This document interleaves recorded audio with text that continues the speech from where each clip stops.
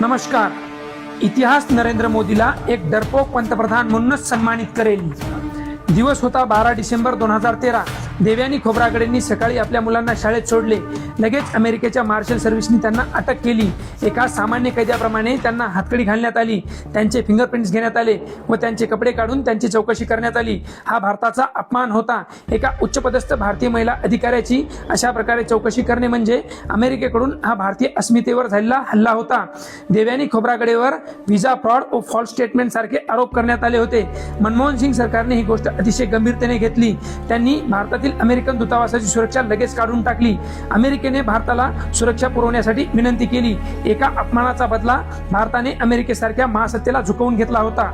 पण मागच्या काही दिवसात अमेरिकेकडून भारतीय टँकरवर सतत हल्ला केला जात आहे. 3 भारतीयांचा मृत्यू झाला व इतर भारतीयांची सुरक्षा धोक्यात आली आहे. पण हे नपुंसक सरकार अमेरिकेपुढे गुडघ्यावर बसले आहे.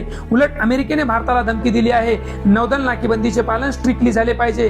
56 इंच ज्याची छाती होती तो उंदराच्या बिळात लपला आहे. भारताच्या इतिहासात एवढा भित्रा पंतप्रधान कधीही झाला नाही. इंदिरा गांधी हे प्रत्येकाला होता येत नाही. इतिहास नरेंद्र मोदीला एक डरपोक पंतप्रधान म्हणूनच सन्मानित करेल. जय हिंद, जय भारत.